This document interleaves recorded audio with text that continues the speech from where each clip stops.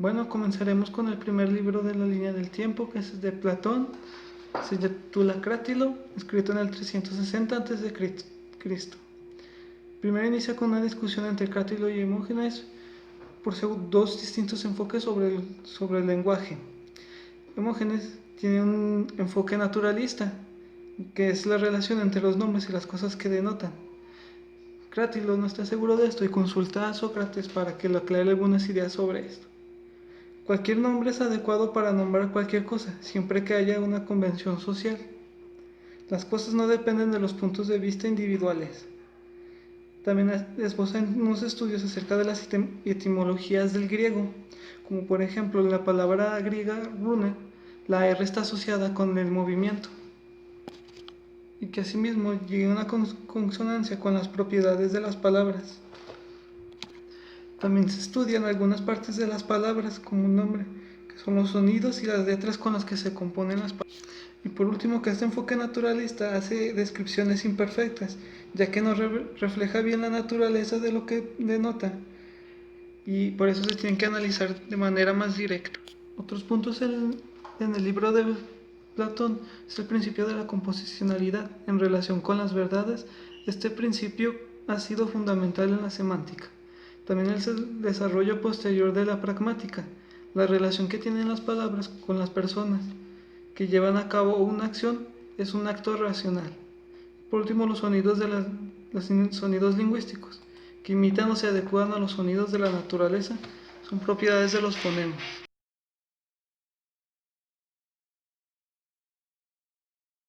El siguiente autor del que se hablará es de Dante, sobre la lengua vulgar, escrito en 1302. Surge tras la necesidad de un tratado de la lengua vulgar, donde se esboza entre la distinción, un aspecto universal de todas las comunidades humanas. La lengua culta, denominada gramática. Lengua vulgar es la más natural. La lengua natural es una manifestación de una cualidad solamente humana. También se hacen investigaciones acerca de cuál fue la lengua original. De ello nos habla sobre el mito de la Torre de Babel, donde llega a la conclusión que la lengua más antigua es la hebrea. También habla acerca del signo lingüístico, que es conceptual, material y sensitivo. Se usa para expresar ideas y conceptos a través de una señal racional, mental, física. A partir de la conclusión de que la lengua original sea la hebrea, de ella esboza que a partir de ella surgen las demás, a partir de una variación y cambios continuos del habla vulgar. De ahí se llega a la diversidad lingüística. Dentro de una comunidad lingüística, algunos grupos tienden a desarrollar formas lingüísticas propias. Un ejemplo sería la jerga jurídica. Tras los comparativos, desarrolla un método histórico comparativo para la clasificación genética de las lenguas. Basa en la descripción geográfica, tres divisiones fundamentales, que es la septentrional, meridional y euroasiática, a la que pertenecen los griegos, y procede de una de las lenguas más antiguas. También habla acerca de que las lenguas naturales por esencia son variantes y cambiantes. Es el espacio y el tiempo, que ni es ni inmutable y no se puede fijar. Utiliza también un método análogo para dar cuenta de la variedad lingüística. Puede haber diversas variedades de lengua vulgar.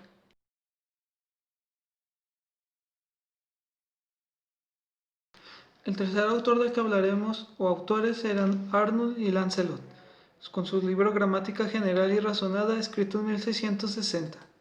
La gramática, según la definición, es la expresión material de los pensamientos y es un aspecto de la actividad mental superior, es decir, el pensamiento. En los primeros capítulos se habla de la sílaba. Es un sonido es un sonido completo y se compone de una letra. También otro hallazgo interesante es acerca de los dispares entre la escritura y la pronunciación, diferencia entre el lenguaje escrito y el habla,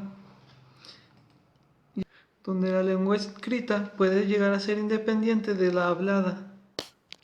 Un ejemplo de esto es las letras mayúsculas y minúsculas, cuya función en la lengua escrita tratan de las fronteras entre las oraciones y diferencias entre el nombre común y los nombres propios. La gramática es una expresión de determinadas operaciones del raciocinio humano. Para esto emplea tres procesos, que uno de ellos es concebir, juzgar y razonar. Cuando se habla del verbo, lo define como la significación de los objetos del pensamiento.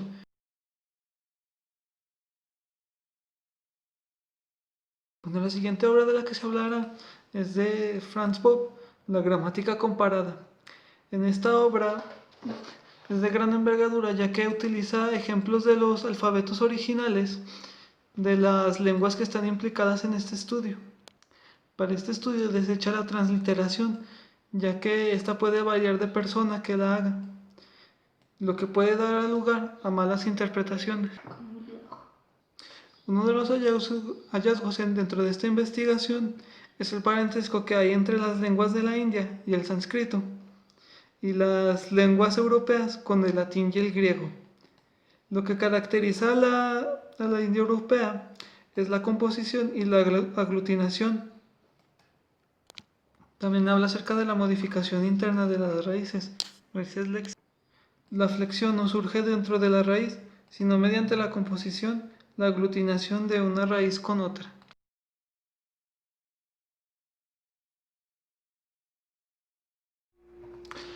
Bien, y ahora hablaremos sobre Ferdinand de Saussure y su curso general de lingüística de 1916. Este libro no lo escribió propiamente él, sino fueron algunos apuntes de los cursos que dio, donde se cuestiona la epistemología que define la lingüística como una disciplina independiente. Y en los primeros capítulos se habla de la diferencia entre el lenguaje y la lengua. El lenguaje es definido como la articulación vocal de una de las posibilidades de realización de la facultad humana del lenguaje, mientras que la lengua es un producto social de la facultad del lenguaje que lo facilita y se ejerce entre las personas.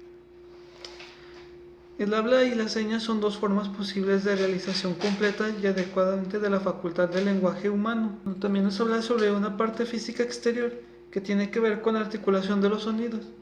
La parte inferior asocia con imágenes acústicas. Se establecen asociaciones psíquicas constituyentes con el signo lingüístico muy parecidas con una comunidad lingüística, que la lengua existe dentro de la masa de personas hablantes. Sobre el signo lingüístico les define como una asociación entre imagen acústica y un concepto. Tiene carácter arbitrario, no hay otra representación más que del concepto, y también tiene un carácter lineal, manifestación temporal determinada por el orden de las letras de los sonidos. Da un ejemplo sobre las palabras onomatopéyicas, la relación entre el significado y el significante, utilizando el ejemplo de la ave cuco, cuyo nombre es el sonido que emite esta ave. También habla acerca de la mutabilidad y inmutabilidad del signo lingüístico. En cuanto a la inmutabilidad, es arbitraria, no hay razonamiento, solo convencionalismo. Se da por inercia, no es posible proporcionar un cambio sin que sea acatado por la comunidad de hablantes. Y ya sobre la mutabilidad, son los cambios que surgen a través del tiempo entre el significado y el significante de los signos.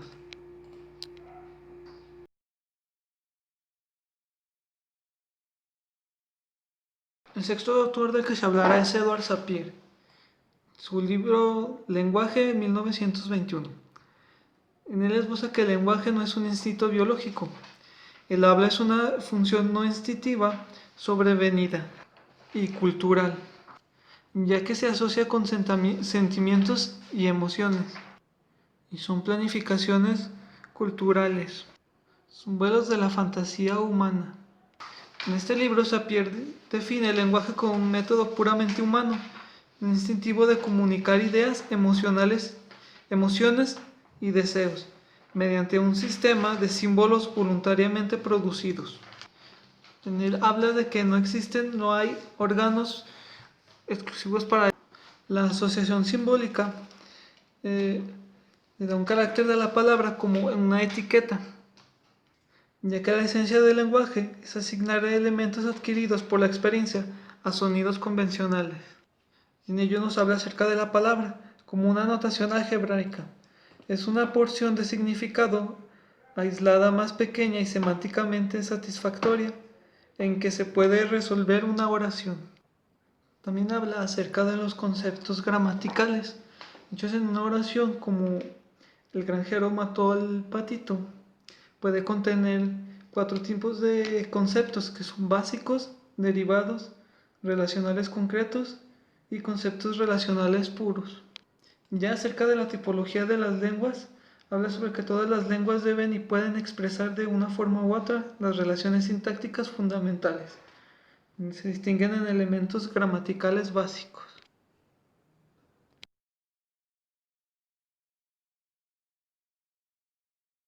El siguiente autor es Bloomfield, cuyo libro, también titulado Lenguaje, fue escrito en 1933. En la introducción nos explica que para una metodología de una gramática universal es necesario la recopilación de información empírica, de uso del lenguaje. Para esto es necesario una respuesta de estímulo y respuesta, una actividad lingüística en medio. Esto que nos habla acerca del estímulo y respuesta es que cada palabra siempre conlleva una acción, es decir, que el estímulo podría ser el hambre y la respuesta es que mediante el uso del lenguaje como intermedio se pueda llegar a una respuesta que pueda satisfacer esta necesidad. Por último nos habla de las comunidades lingüísticas y cómo se clasifican en base del dialecto. O sea, la primera, el estándar escrito, que es el lenguaje. El segundo es el estándar coloquial, que es el habla de la clase privilegiada. C es el estándar provincial, subestándar y el dialecto local, que es hablado por la clase menos privilegiada. También nos habla acerca de los fonemas. Y esto se tiene que hacer una clasificación donde se estudia tanto la duración, el acento, el tono y la entonación.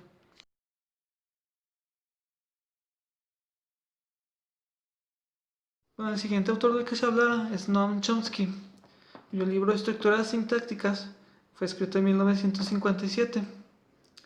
En parte con la sintaxis, que es el estudio de los principios y procesos mediante los cuales se construyen las oraciones de las lenguas. El objetivo de la teoría sintáctica es la construcción de una gramática que se genere de la lengua que sea investigada.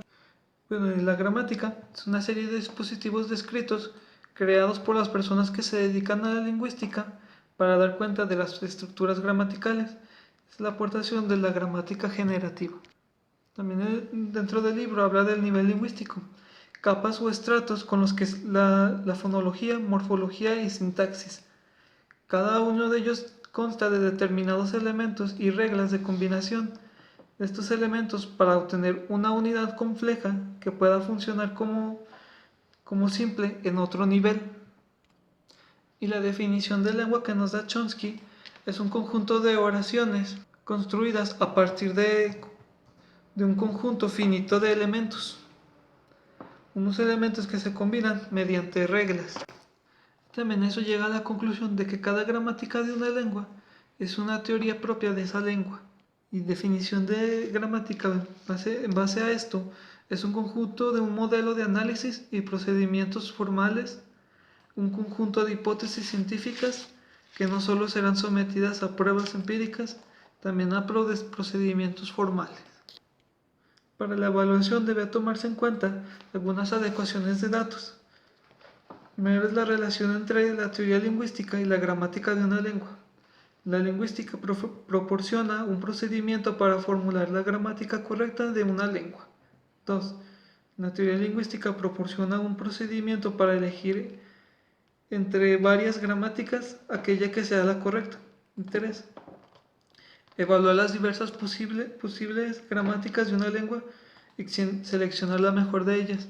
En esta tercera es donde se enfoca la gramática del siglo XX.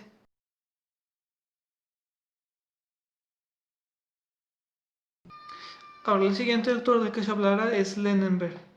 Su libro es Fundamentos Biológicos del Lenguaje, escrito en 1967. En él nos habla acerca de que la biología nos programa para hablar. Las funciones conductas y fisiológicas llegan a tener los mismos procesos. Los fundamentos biológicos en la actividad lingüística, aspectos biológicamente programados y conducta programada. En él nos habla también acerca de una dicotomía falsa, ya que desmonta la suposición entre el enfoque naturalista y culturalista del lenguaje, naturaleza, educación, y que estas son interacciones de factores que su separación oscurece las investigaciones acerca del uso del lenguaje. También nos habla de que todas las partes del cerebro humano, probablemente actúen en conjunto para la actividad del habla, de producir el lenguaje, y que no solo sea cargado a un solo lado, el hemisferio izquierdo. Y acerca de los correlatos fisiológicos, el habla no puede llevarse a cabo como una actividad estrictamente secuencial, planificada, centrada, ya que esto llega a un denominante jerárquico.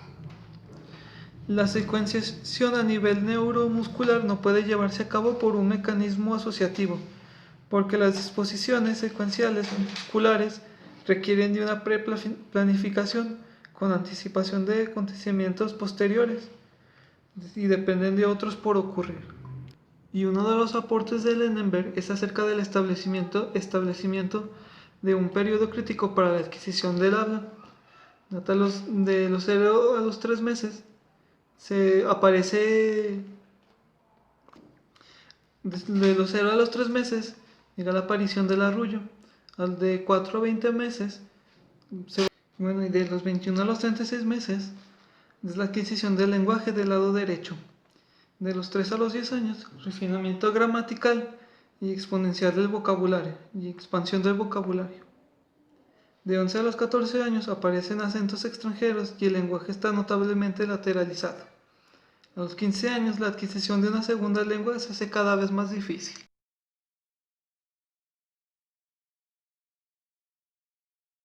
El siguiente libro del que se hablará es escrito por George Lakoff, Woman, Fire and Dangerous Things, escrito en 1987. En él esboza que el pensamiento consiste en una manipulación mecánica de símbolos abstractos.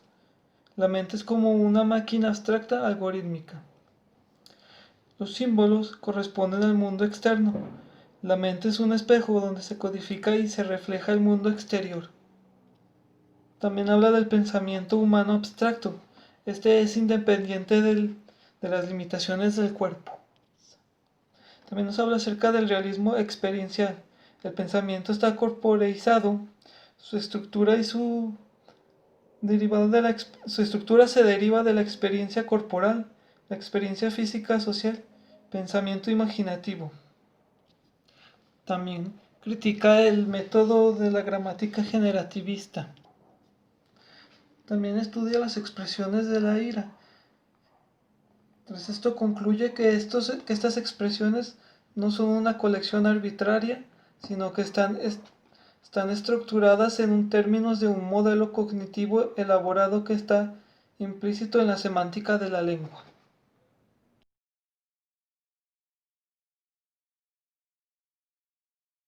Hablaremos acerca de Derek Bickerton. Su libro Lenguaje y especies fue publicado en 1990. Es el primero en el que se esboza una hipótesis sobre el origen del lenguaje humano estrictamente lingüista. Habla acerca de que el lenguaje es un sistema de representación, una forma de clasificación y manipular la enorme cantidad de información. A través de la información que nos llega a nuestros órganos sensoriales, construimos representaciones del mundo exterior. También somos capaces de hacer representaciones nuevas. Estas solamente están en la mente. La representación mental no es de comunicación. No solo incluye aquello de lo que depende la percepción sensorial, dan a lugar categorías abstractas a partir de las cuales se construyen conceptos lingüísticos. Algunos son abstractos y alejados de la percepción sensorial. Bickerton hace un estudio acerca del origen y la evolución del lenguaje humano. Centra su investigación en simios adiestrados niños menores de 2 años, niños salvajes y en las lenguas pidgin. En los primeros dos se encuentran similitudes, mientras que en el caso de los niños salvajes encuentra algunas dificultades que hace que impiden su desarrollo del lenguaje, ya que estos solo son capaces de pronunciar expresiones de 2 o 3 palabras, sin preposiciones, artículos o conjugaciones, ni subordinación sintáctica alguna. Tras ello llega a la conclusión de que existe un lenguaje primitivo llamado protolenguaje, y las características del protolenguaje son las siguientes. El orden de las palabras no está determinado por funciones sintácticas, carece de construcciones gramaticales, carece de relaciones de reacción entre palabras, carece de mecanismos para expandir expresiones, ausencia de conjugaciones y preposiciones.